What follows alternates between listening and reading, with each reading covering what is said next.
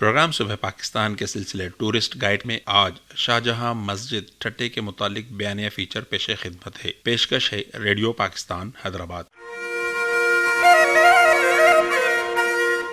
کراچی سے 100 کلومیٹر مشرق، حیدرآباد سے 100 کلومیٹر جنوب مغرب اور بدین سے 100 کلومیٹر مغرب میں آباد سندھ کا تاریخی شہر ٹھٹہ، جسے سندھ کا دارالحکومت ہونے کا اعزاز بھی حاصل رہا ہے، جو سندھ کی تاریخ، تہذیب اور تمدن کو اپنے اندر سموئے ہوئے ہے، جہاں ہر طرف تاریخی آثار بکھرے ہوئے نظر آتے ہیں۔ ایک طرف ایشیا کا قدیم اور وسیع ترین قبرستان مکلی واقع ہے تو دوسری جانب ٹھٹہ شہر کے مرکز میں مغلیہ دور کی اسلامی فن تعمیر کی 373 سالہ قدیم بے مثال تاریخی اور خوبصورت مسجد جامع مسجد ٹھٹہ، جسے شاہجہانی مسجد، جامع مسجد شاہجہاں اور بادشاہی مسجد بھی کہا جاتا ہے، موجود ہے۔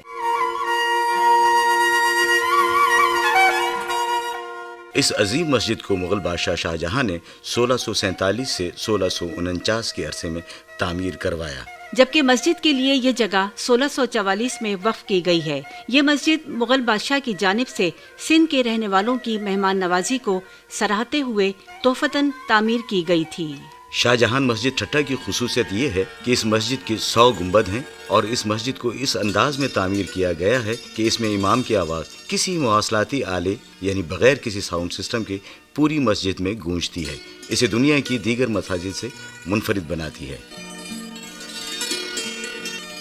جامع مسجد ٹھٹہ کی کاشی کاری دیدہ زیب اور انتہائی دل فریب ہے، جو حیرت انگیز طور پر دعوت نظارہ دیتی ہے اور اسے دیگر عمارات سے ممتاز کرتی ہے۔ عمارت کے گنبد فن تعمیر کا حسین نمونہ ہے۔ اس مسجد کی تعمیر میں سرخ اینٹیں اور نیلے ٹائلز استعمال کیے گئے ہیں۔ یہ حالہ سے منگوائے گئے تھے، جو سندھ کی قدیم تہذیب کے عکاس ہیں۔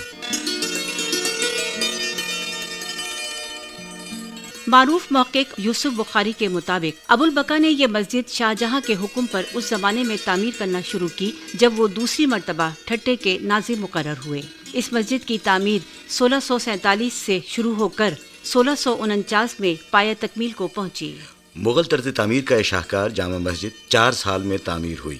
محکمہ آثار قدیمہ بمبئی کی رپورٹ نمبر 8 مورخہ 1879 کے مطابق اس کی تعمیر پر 9 لاکھ روپے خرچ ہوئے۔ اس مسجد کا طول 305 اور عرض 170 مربع فٹ ہے۔ اس کی کرسی کافی بلند ہے۔ بیرونی حصہ صحن بالکل سادہ ہے، لیکن اندرونی دالان نماز کی دیواروں میں نہایت عمدہ مسالے استعمال کیے گئے ہیں۔ اس کے علاوہ اس کے رنگین ٹائلوں کی گلکاری نے اس کو ایک زندہ و جاوید شیش محل بنا دیا ہے۔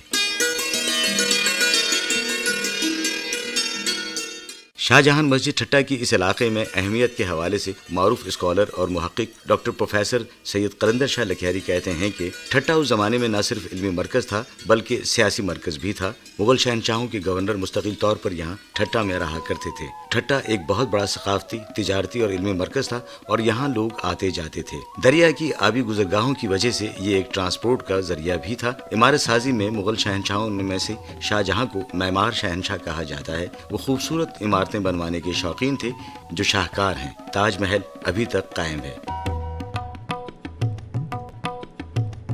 اس زمانے کے لوگوں نے یہاں ایک بڑی مسجد کی ضرورت محسوس کی ہوگی۔ ایک بڑی وسیع و عریض جگہ پر یہ مسجد بنائی گئی ہے اور اس کا جو آرکیٹیکچر ہے وہ خود اپنی جگہ پر ایک شاہکار ہے۔ تو اس مسجد کو مقامی لوگ 100 قبائی مسجد کہتے ہیں۔ پھر یہ بھی ہے کہ یہ صرف مسجد نہیں تھی بلکہ ایک تعلیمی مرکز بھی تھا۔ مسجد کی جگہ کافی کشادہ ہے، جس میں ایک بڑا حوض بھی ہے، وضو کی جگہ بھی ہے اور پھر یہاں طالب علموں کے رہنے کے لیے حجرے بھی ہیں۔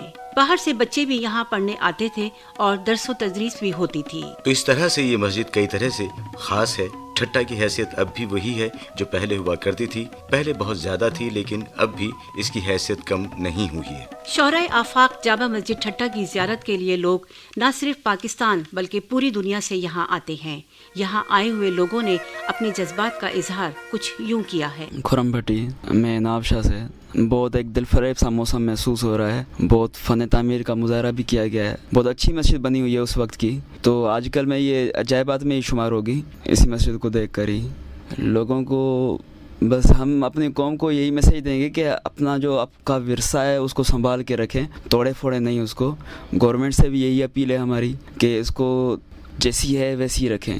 عبدالسلام جی میں علاقہ سے یہاں گھومنے آیا ہوں، دیکھنے آیا ہوں. لوگوں نے کہا تھا یہ مسجد بہت اچھی ہے، اس کے حوالے سے میں نے سوچا کہ میں بھی جا کے گھوم کے آؤں، بس واقعی ویسی ہے یا نہیں ہے. اب جہاں جیسے سنا تھا، کتابوں میں پڑھا تھا، یہاں یہ گنبد ہے، اتنے گنبد ہے اور بہت تعمیر کی نئی چیز ہے، اس دور کی بنی ہوئی ہے، اور اب جب جائیں گے تو وہی مزہ آپ کو نظر آئے گا. واقعی جب میں یہاں آیا تو مجھے وہی سکون محسوس ہو رہا ہے. دلکش نظارے یہاں پہ ہیں. شاہجہان مسجد ٹھٹہ اب بھی اپنی اصل حالت میں موجود ہے. ضرورت اس امر کی ہے کہ اس عظیم ورثے کو بچانے کے لیے اس کی تزئین و آرائش اور اس کی دیکھ بھال پر خصوصی توجہ دی جائے تاکہ یہ عظیم شاہکار مسجد آئندہ آنے والی نسلوں کے لیے محفوظ رہ سکے. اور تاریخ و تمدن کو پڑھنے والے لوگ یہاں آ کر ہمارے اسلامی تشخص کی اس عظیم مثال کو دیکھ سکیں.